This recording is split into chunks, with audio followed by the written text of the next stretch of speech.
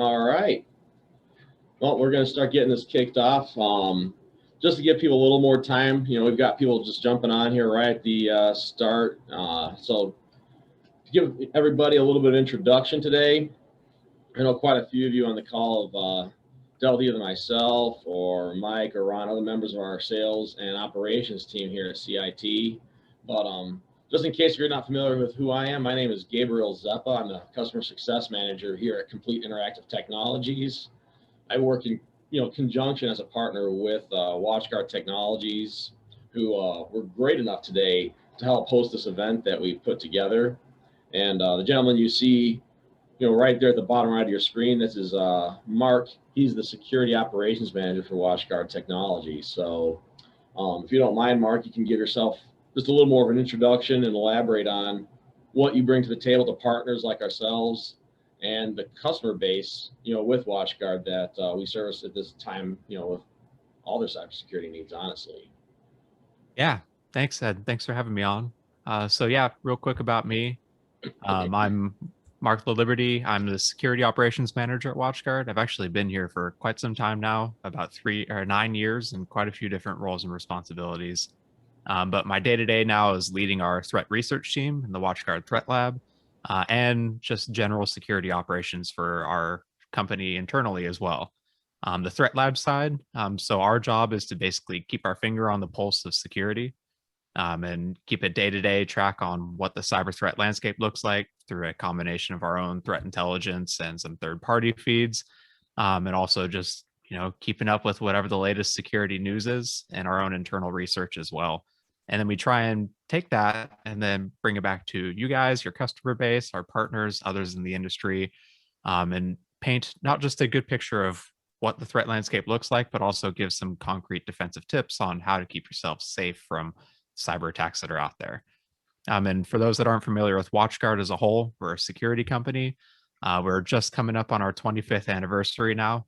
Started out mainly as a network security, one of the first companies to have a UTM or NGFW or whatever acronym you want to use these days for a firewall with security services on it. And then built that into a full security company with everything from multi-factor authentication, secure wireless access points, endpoint protection now as well, thanks to our recent acquisition of Panda last year. But mainly our main goal is to help protect small, medium businesses from the cyber threat landscape with strong security services. Absolutely. That's the big thrust today for all of our clients who are on this call today, Mark, which is, you've seen it in the news. We've had all this big press, all these big invasions of privacy, these large companies.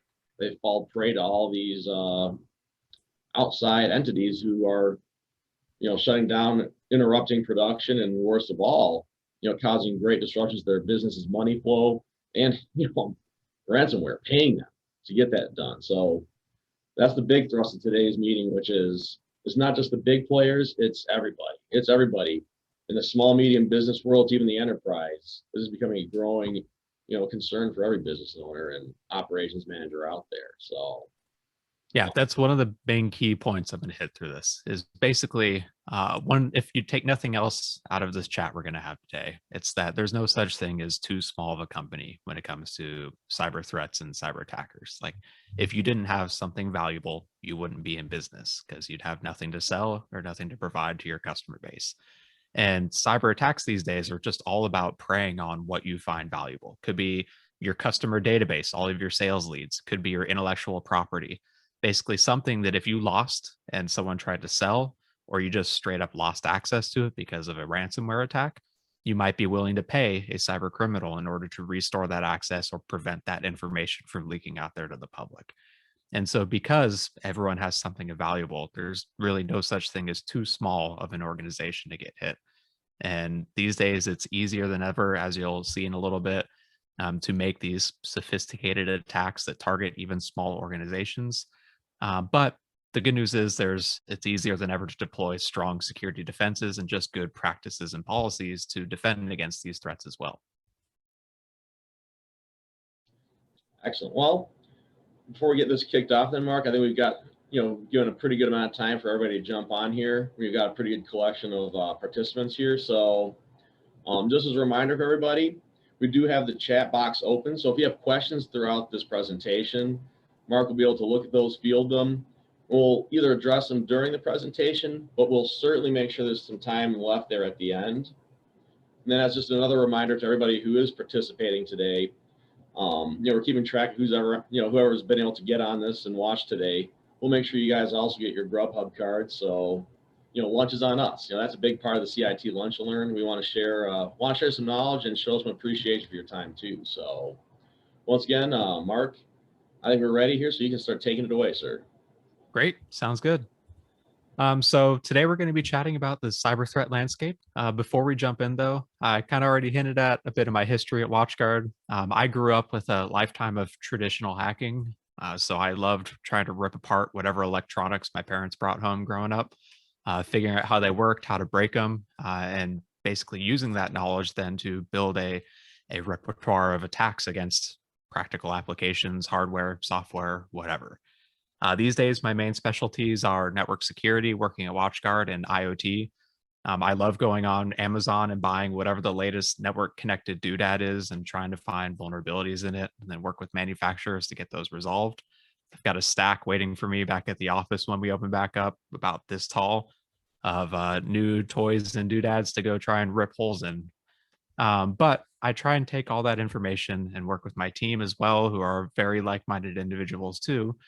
And we conduct our own research out there onto different software and different applications that our customers and partners use, or even just things we find interesting. We take our own internal threat intelligence we get from our security services deployed across networks around the world, and endpoints as well.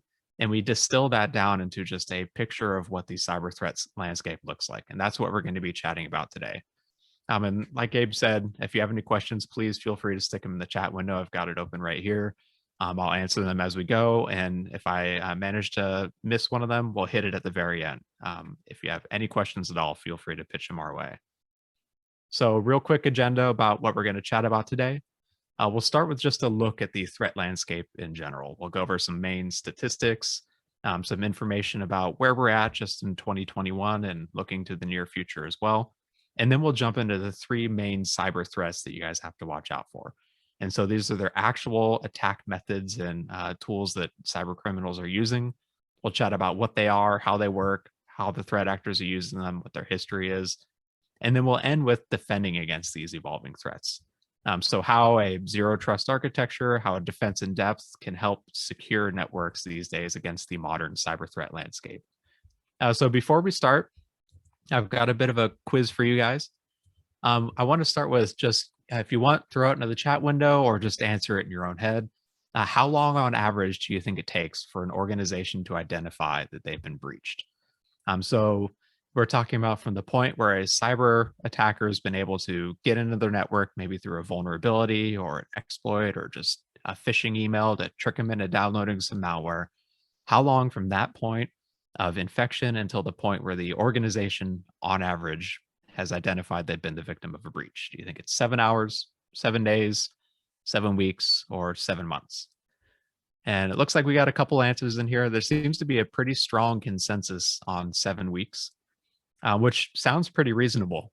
But when we look at the data from a recent report from IBM and the Poneman Institute, they found that on average globally, it took organizations 207 days from the point of infection to the point of identifying they've been the victim of a breach. So we're talking about 7 months now for a cyber criminal to just basically camp out on your network and elevate their access, maybe use their access to phish additional employees, try and pivot from hitting that person in accounting to going after an IT administrator with additional credentials, maybe using this access to go after partners, customers, vendors that you work with, try and trick them into falling victim to these attacks as well.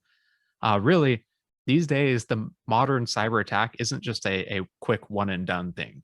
They're going to use their initial access and sit there and scope out your network and figure out what your most valuable resources are, where your customer database or your intellectual property database is, figure out what your backup solutions are, and if they can disable them, before finally going in for this final coup de grace of a ransomware attack or exfiltrating your data out and trying to sell it on the underground.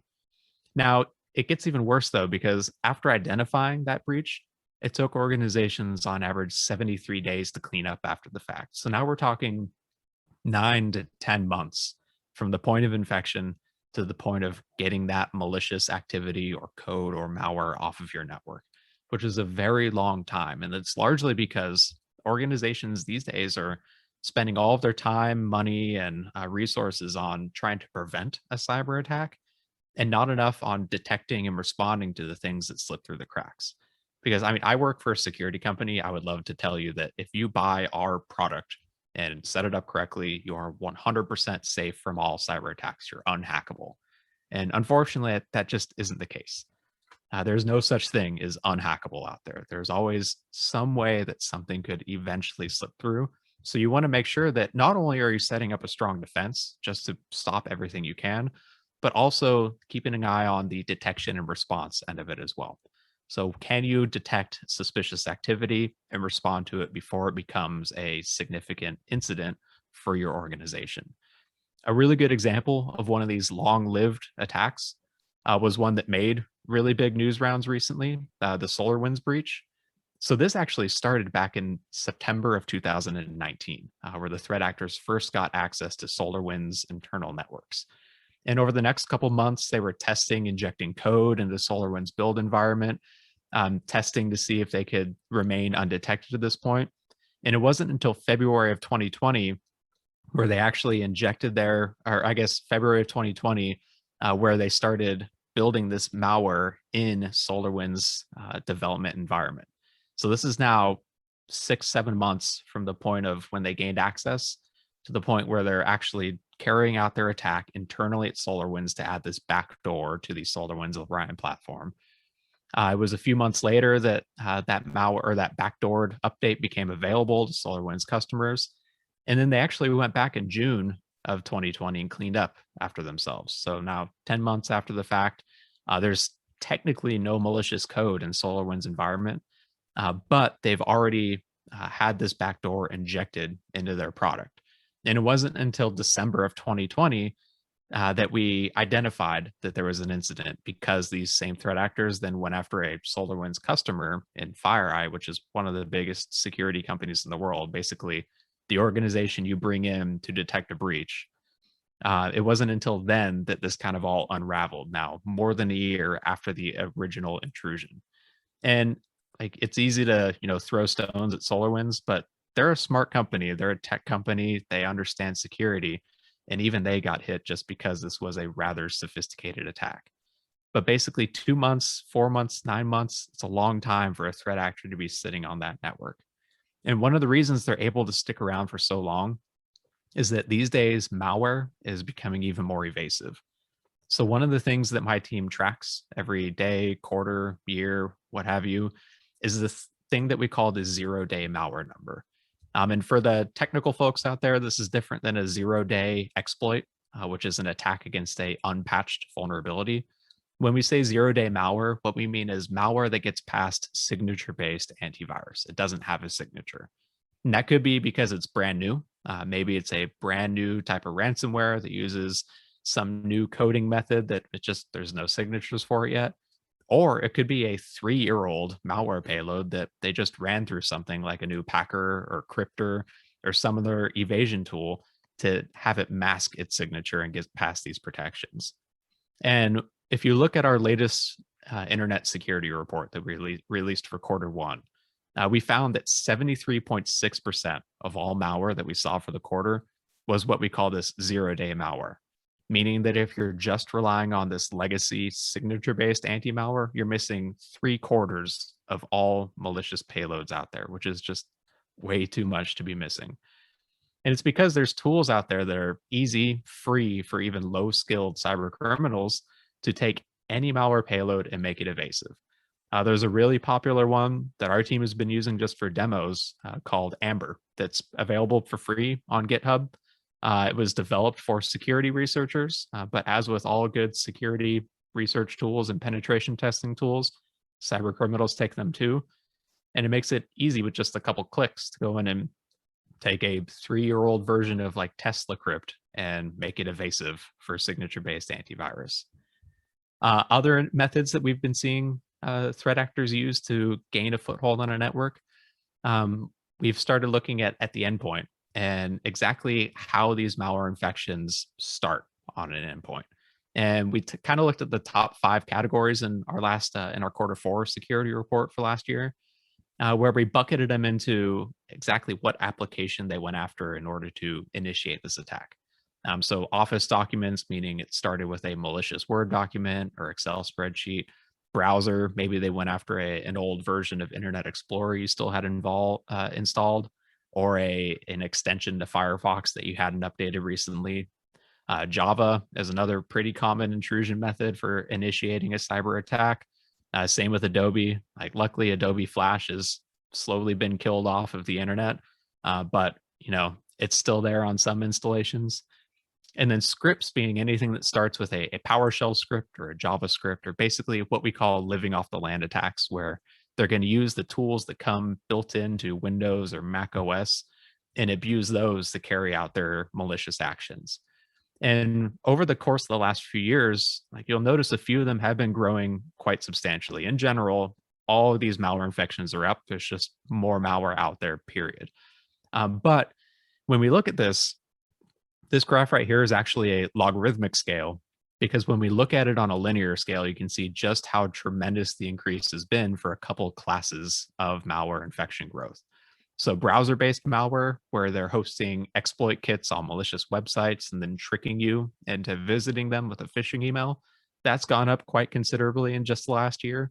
But scripting-based attacks, these fileless attacks that never necessarily touch your storage, never touch your hard drive, they rely just on scripts that get downloaded or launched from another application and run solely in memory, have grown exceedingly high in just the last year. And we'll get into that in a little bit more detail here a bit later when we talk about fileless attacks and exactly how they work. Now, one of the other threats that we need to watch out for, I guess security risks for the upcoming years, is basically that we're going into this new normal now of not everyone's going to be required to be in an office in some situations. In fact, some analysts are predicting that 25 to 30% of the workforce is going to work multiple days a week from home by the end of 2021. We're basically in a spot where now we need to be able to support a hybrid workforce of users and employees that are going to come into the office some days and work from home on others.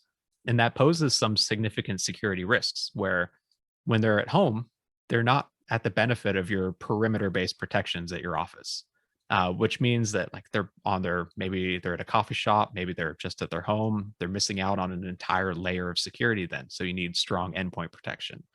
But then when they come back into the office, they're basically tracking whatever mud they had back into the home at that point. So you need to make sure that your defenses are designed in a way to not just automatically trust anything on your internal network, but also pay attention to what comes back in now when these employees come back. And this is where a zero trust environment comes in, which is a new architecture, or at least a new look at architecture for security that we'll talk about a little bit later in this chat as well. With that, though, let's go ahead and jump into the top 3 cyber threats that we need to watch out for 2021 and going forward. And the first one should be a bit of a gimme. If you've been paying attention to security for the past few years or so, you'll know that spear phishing has really been on the rise, and it's basically here to stay. So phishing's been around for quite some time. We've seen phishing attacks since really the 90s. Like, we're all familiar with those emails we used to get from a Nigerian prince claiming that if you give me a couple $100 to get out of my country, I'll give you half of my riches. The good news is that, like, we as users are getting really good at spotting those and realizing that they're pretty bogus, which has unfortunately made cyber criminals then pivot and have to create much more believable spear phishing emails that target specific organizations, specific groups within an organization, or specific individuals. And these spear phishing attacks have been increasing. We started seeing them really around early 2010. But they've been growing with quite success ever since then. Like, some major incidents, like the attack against RSA, another security company, started with the spearfish. The big breach of Anthem, you might have remembered from 2015, started with the spearfish. The DNC hacks around the elections in 2016 were all spear phishes as well. Like these days, cyber criminals, they're able to use tools like automated social network recon, figure out who you work for, who your friends are, who you work with, your mannerisms of communication. They'll use brand impersonation to spoof messages to look like they're coming from maybe a vendor you work with or someone inside your company. And once they've identified all of your mannerisms of communication and people you work with, they can make these really believable messages that just kind of tip you over the edge onto potentially clicking on that link or downloading that attachment and running it. In fact, 90 to 95% of breaches these days start with a spearfish. And that comes from a spread of a whole suite of different organizations that have run studies on this. Basically, the overwhelming consensus is a spearfish is typically the way that a cyber incident starts. And it could be they're trying to trick you into giving up your username and password by tricking you into loading a fake login form somewhere. Or, in fact, 94% of phishes actually start with files instead of links, where they've got an attachment that maybe it's a tainted Office document, where if you download it and run it in an outdated version of Office, they can exploit a vulnerability. Or if they can trick you into enabling macros or enabling DDE, which we'll talk about in a little bit, they can just get it to run a script right then and there and take over your computer. One of the big trends that we've been seeing recently from our own threat intelligence are phishes that look a lot like this, where the email comes through claiming to be a file that someone's trying to share with you. And they say, oh, you just have to log into Microsoft 365 to gain access to this file. If you click on the link actually includes the victim's email address. It's tailored specifically towards them so that it looks like you've got a valid session in there that you're trying to resume. Just another little bit of credibility potentially to this login form. The most frightening thing, though, is that it's actually hosted on a Microsoft-owned domain, in this case, windows.net. And in this case, they're abusing these cloud hosting services like AWS or the Azure Cloud or Google Cloud, where you can host basically whatever you want up there and register your own subdomain to piggyback off of the known good reputation of these domains. So in this case, the threat actors registered the Service Manager 00 subdomain in Microsoft's cloud and hosted a website that looked just like an Office 365 phishing form. And this preys on people that have been trained basically, if you hover over the link and it looks like it's going to Microsoft or Google or whatever, it's probably safe. And these days, that's just not good enough anymore. While it is good to hover over a link and catch the obviously bogus ones, that's just one piece of the puzzle that you have to identify these days, because it's easier than ever for a threat actor to use these cloud hosting services or just take over and compromise a legitimate website and host their phish off of there as well. So while you still do need to hover over links, it's no longer the de facto, oh, this is good or this is bad answer for a spearfish. So let's move on now to bucket number 2, and that's account takeover. And this one kind of piggybacks off of spear phishing, where that a lot of these phishes result in an account compromise by tricking someone into giving up their usernames and passwords. But this has quite a bit of a long history.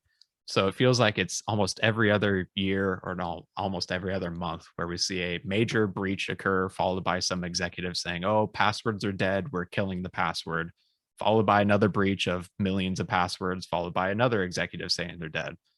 And then we get these massive breaches like Yahoo with 1 billion records lost. I think it's actually up to like 3 billion now. These collections of credentials on the dark web available for free of billions of usernames and passwords. In fact, one of the things my team's in charge of is maintaining our dark web scan tool for WatchGuard. And so our job is to every day go through all the underground forums we have access to on the dark web and even the normal internet and try and collect these usernames and passwords and these breaches that are available for free. And we've managed to get our hands on quite a bit without having to pay cyber criminals. So you could imagine what a cyber criminal with a little bit of funding and looser morals would be able to get their hands on. And they're using these collections of breaches to then go after individuals and organizations. They're using things like password spraying, where they will take the most common passwords and try them against an account. And you might think, okay, well, I've got account lockout protections, so they can't just, try 50 passwords in 5 seconds because it'll lock them out.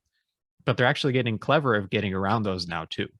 where instead of trying 50 passwords against an account and then moving on to the next one, they'll try 500 accounts against one password. And then by the time they cycle through all those accounts to the next password, they've already gotten past some of those lockout protections that we have in place to identify these patterns of attacks. We're seeing them use things like credential stuffing, where they will take leaked credentials for one individual and try them against other services. And a good example of this, I'm a pretty big nerd and I love video games. And unfortunately, in the gaming space, this is a major issue because a lot of users will sign up for Xbox Live and PlayStation Network and Nintendo Online with the same email and potentially the same password as well.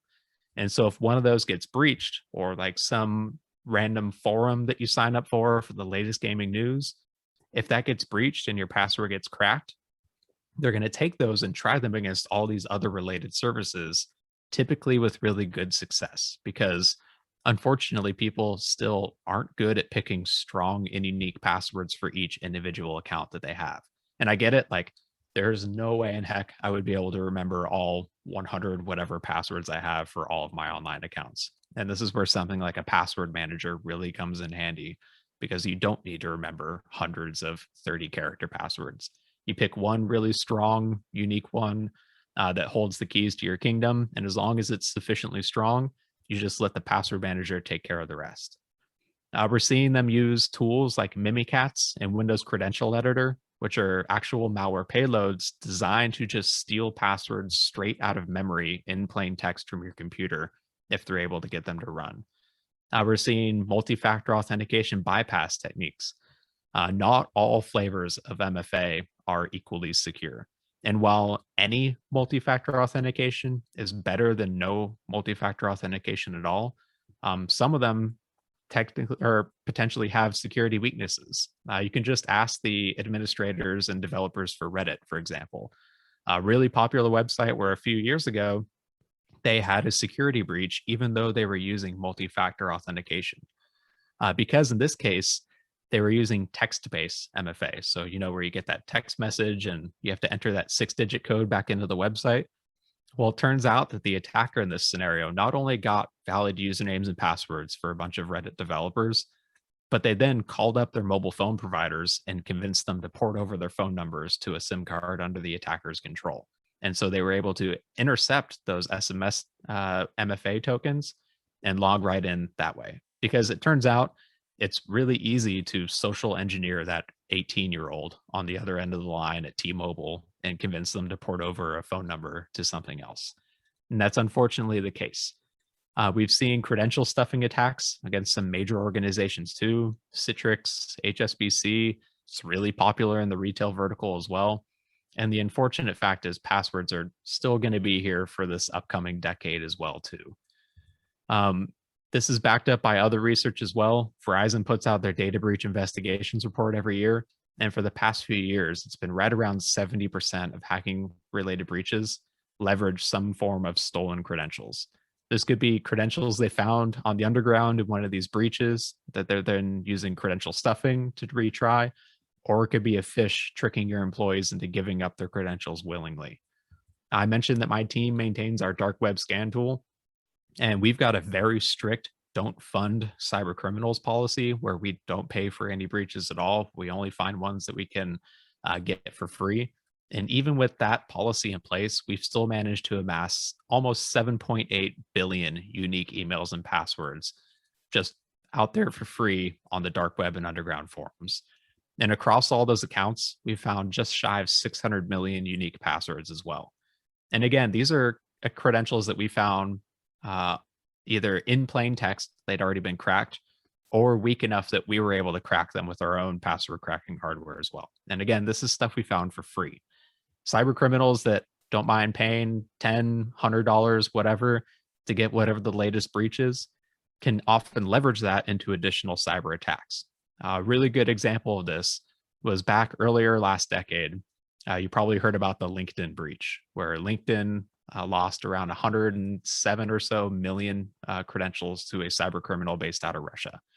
And as it turns out, when that attacker first breached LinkedIn, the first thing they did was they went through that list of accounts they now had and looked for anything that was potentially valuable. And one of the accounts they found was actually for a Dropbox employee that had registered for LinkedIn using their Dropbox.com corporate email. So John Smith at Dropbox.com. Unfortunately, that employee also had a really weak password that they used for their LinkedIn account, and the attacker was able to crack it. And even more unfortunately, that employee reused that same password for their LinkedIn account with their Dropbox corporate account as well.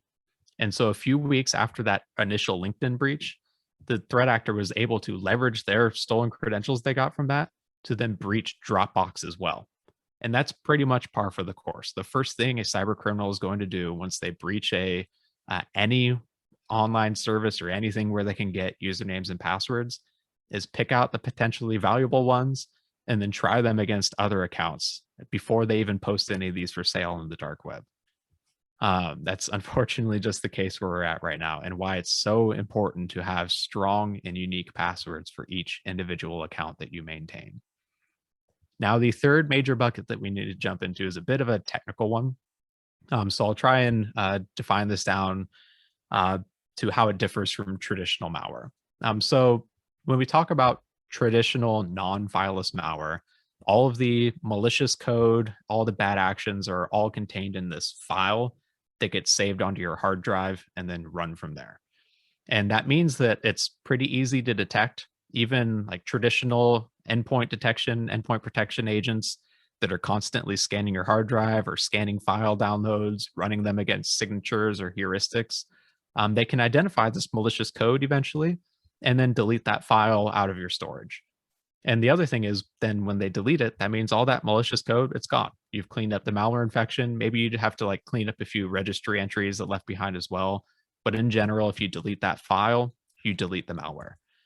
With fileless malware, though, at no point does the malicious code get saved to storage on your workstation or the server. Instead, it resides solely in memory and executes from there, which means a lot of these endpoint protections, it's significantly more difficult to catch these threats because it's not saving anything to your hard drive. There's no folder for it to scan.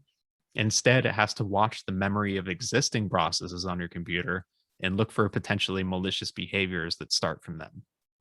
These days, they're leveraging things like PowerShell and other scripting tools on Windows and Mac and Linux in order to carry out these living off the land attacks where they're abusing tools built into these systems that have enough power built into themselves that the attacker can do everything they need just within that tool.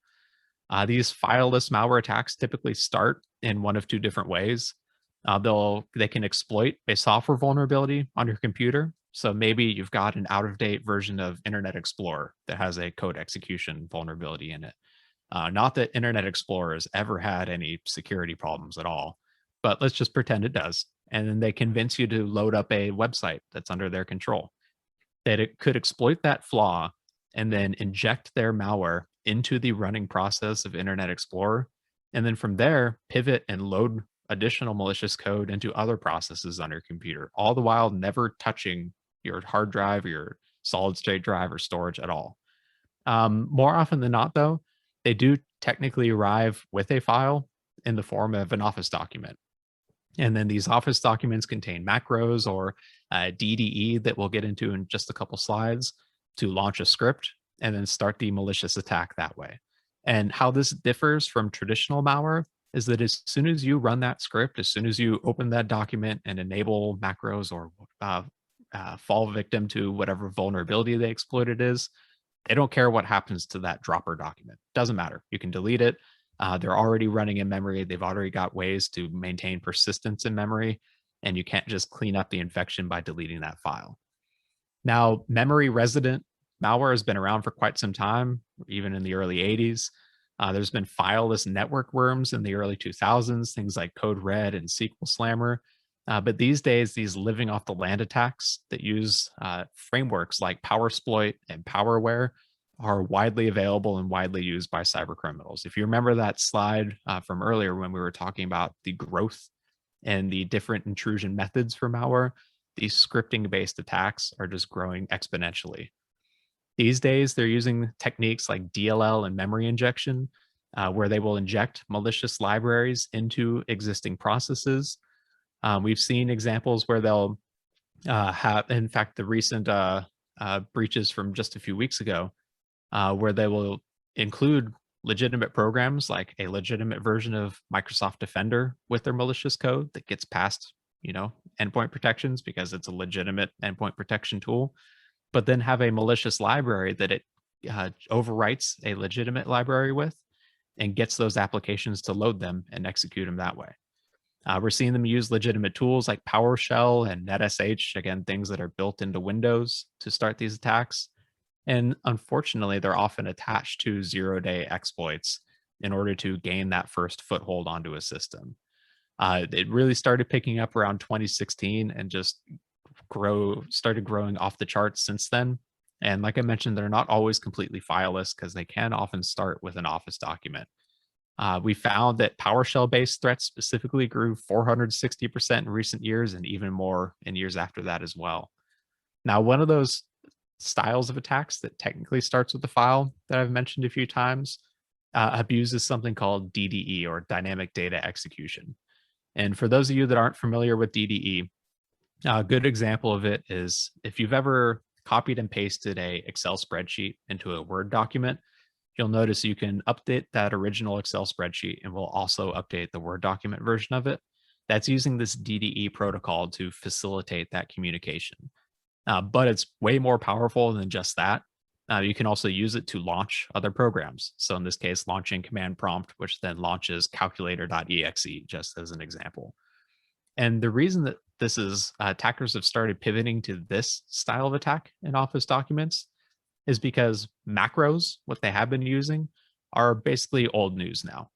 Like even untrained users know that when they open that Office document that has macros enabled, they'll see that big yellow security ribbon at the top that says danger, security warning. This has macros. Are you sure you want to enable this? You probably don't, blah, blah, blah. Like we recognize that, okay, that's a little sketchy. Maybe we don't want to click yes. But with DDE, you don't get that big yellow warning. You get this little gray box that says this document contains links that may refer to other files. Do you want to update this document with the data from those linked files? That's it. And if I didn't know to spot out for this, and I just saw that, I'd think, oh, well, Word kind of crapped out there, but I really want to open this. So sure, yes. And as soon as you hit yes, it's able to launch. They'll typically launch PowerShell, download a script from the internet, and then from there, it's just game over, bad news bears. So that was a lot of the scary stuff. But now let's kind of pivot and talk into defending against these threats that we just chatted about. And if there's nothing that you take away from this, the first thing you need to realize is that there's no silver bullet when it comes to security. You need to rely on a defense in depth of multiple layers of security from the perimeter down to the endpoint and including user training as well in order to catch these evasive threats. That way, if you get something that exploits a zero-day vulnerability, potentially getting past your intrusion prevention system, well, then you've got multiple layers of anti-malware behind there to catch the actual payload that they're trying to drop on a system. And if those happen to fail, then you've got things like APT protection or botnet protection to block the command and control that goes back out and stop that malware from actually functioning. Really, it boils down to multiple layers so that if one of those happens to get bypassed by a security incident, you've got something else to pick up the slack. But these days, though, the biggest industry recommendation is pivoting towards something called a zero trust approach. So a good way of describing this, one of my favorites I've heard it, is basically treat your security. We've always treated our security like a Tootsie Pop, where you've got this hard, crunchy exterior, but if you can get past that, you've got this soft, chewy interior. That's the legacy approach to network security, where you're trusting that your internal workstations are all safe and secure because they're on the inside. But these days, with the hybrid work approach, where those machines aren't always on the inside of your organization, sometimes they're outside the perimeter and prone to attack, means that we can't just automatically trust anything internal to our networks. And instead, we need to embrace this never trust, always verify approach to security. And what we mean by zero trust, it's pretty easy once you break it down into its individual parts. You need to look at the services that your users are accessing. Potentially customer databases, source code servers, financial information. These are all things that you need to consider and protect individually. Then you need to take a look at your users and group them into different groups with different privileges. For example, there's no reason that someone from accounting should ever be able to access your source code server, for example. And even if that server is protected by a login authentication, maybe they shouldn't have network access to it as well. And that's where zero trust comes in. You need to take into account users on different physical and logical locations. So, someone connecting from inside the office, someone connecting potentially remotely over a VPN or a clientless VPN, or just to a web app that you've exposed to the internet. And also take into consideration mobile devices and computers. Are they coming from a laptop where you can have some pretty robust endpoint protection? Or are they coming from a mobile device where you don't have as many options for that? And then, assuming that nothing can be completely trusted, you take this approach of what they call micro segmentation, which really just boils down to strong network segmentation backed by authentication and strong identity protection. So that means identifying your users and devices. This is where multi-factor authentication comes in, where you can have a strong probability of that user actually being them because they've passed multiple forms of authentication. Then providing that secure access. So once you've identified who they are and what device they're on, you still have to allow them to access those resources, but do it securely. So apply security services, look for potentially malicious or anomalous traffic going through there, and then continue to monitor for something suspicious happening on that network or on that endpoint. Multi-factor authentication is a great example of this, where you can take in different risk factors and decide how strong of a security approach you need to take on that individual authentication attempt. You can look at things like network location, where they're coming from, what time they're authenticating at, the device security from the endpoint that they're attempting to authenticate from, their geolocation, so where in the world they are, and basically use all these as different tools in your actual security repertoire when deciding how to apply multi-factor authentication.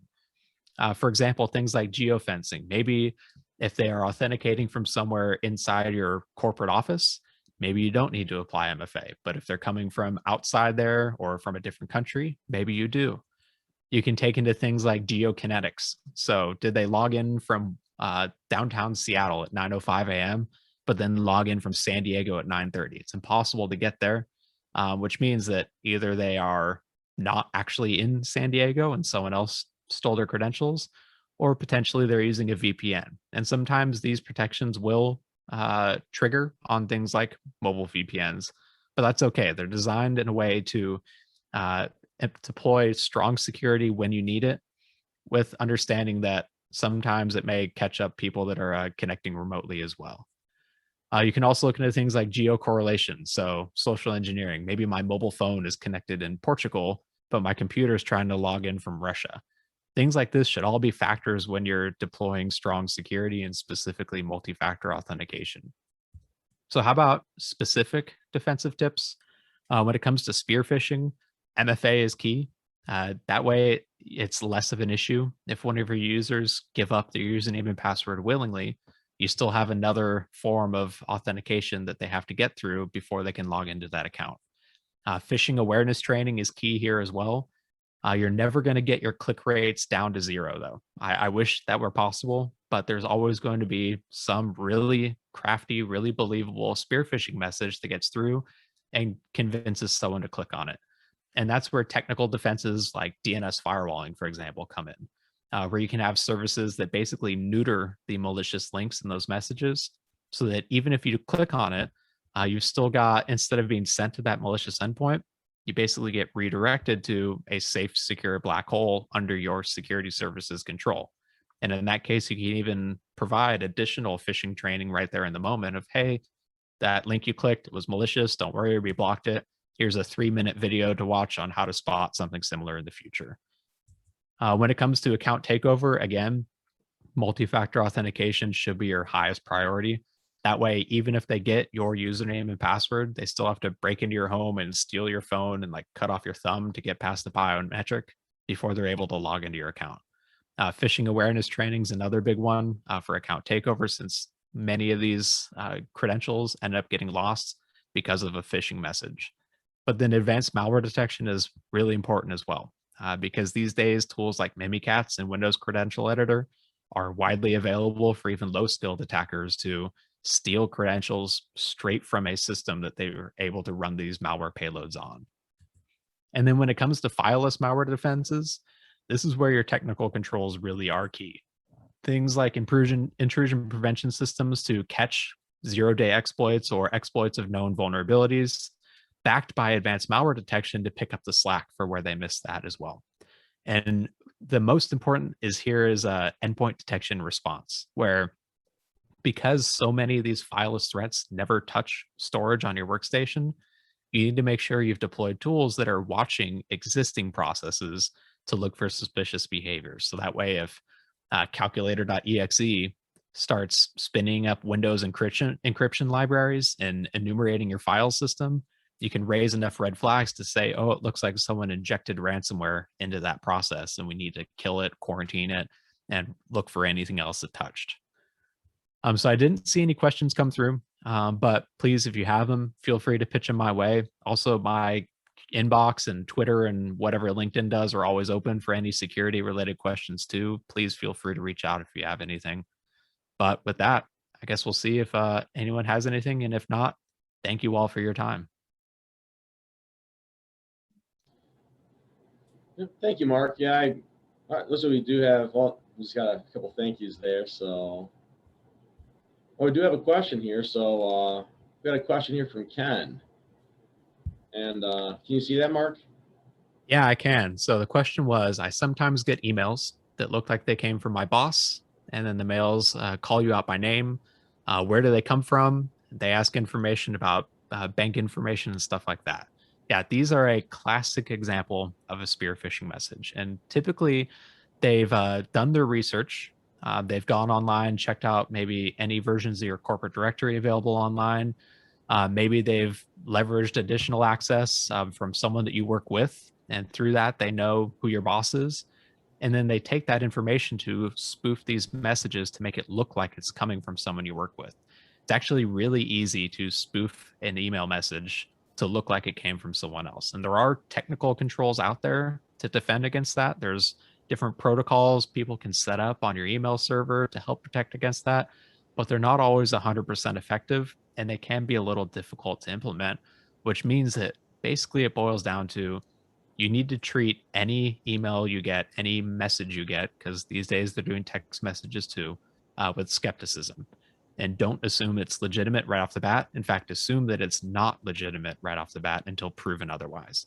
Because really the extra 30 seconds it takes to pick up the phone call and call your boss and say, hey, did you really want me to wire that money here? Or did you really want me to change that account payable to this other number here? That could be the difference between falling for one of these fishes and potentially catching it as well.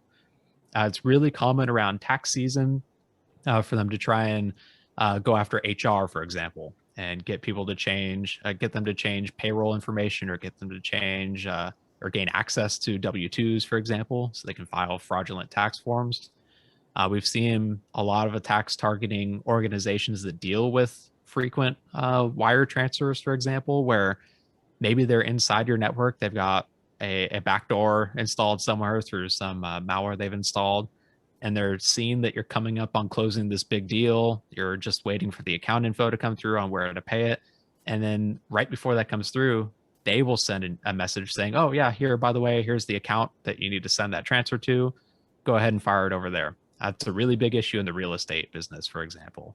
Where they know when it's going to close. They know that you're expecting the email on this day with the account you got to send it to. And unfortunately, they get there first. So really, it boils down to treat everything with skepticism until proven otherwise, and use some other form of communication to verify something before you do anything that could potentially cost you money or time. All right. Any other questions come through? One, I guess, that I typically get pretty often is, I mentioned password managers are really great for helping protect against some of these authentication attacks. And a question I always get is, are password managers safe? And the answer is yes. So I trust these organizations' security significantly more than I trust my ability on my own to protect 100 something strong, unique credentials for individual accounts. The fact is, like, these companies are designed and they've designed their products in a way to make it incredibly difficult, even if you do steal their password database, to actually get those passwords back out of it, as long as you've used a strong master password. So for example, I do not know any of my passwords to get into my email, my Amazon account, my work account, none of them. I just know I've got this, I think it's somewhere like 30 to 40 characters. I use a strong passphrase for my master password, knowing that even if the vendor I use got cracked and someone stole my password database, they'd have to break the encryption for a 40 character password before they'd get everything out of there. And that's just not possible on these days' computers. So I put my trust in them because I'd rather do that than have to have 100 sticky notes with a bunch of different passwords written all over my monitors whenever I want to try and log into something. Cool. Well, again, if you have any questions, feel free to reach out to Gabe or me or anyone with them. No problem helping out. And thank you all for hopping on this. Yep. Thanks again, Mark. And then just as a reminder to all of our clients, everyone who's on the call today, we'll be reaching out to you over the next couple of days just to confirm your preferred delivery method for information, emails to get your Grubhub cards there. And just like Mark said, we are available to all of our clients to discuss any cybersecurity needs you may have and how we can help assist you and make sure your businesses operate smoothly and uninterrupted and safely. So once again, thank you to everybody for joining today, and we'll be reaching out to you all soon. Thank you all.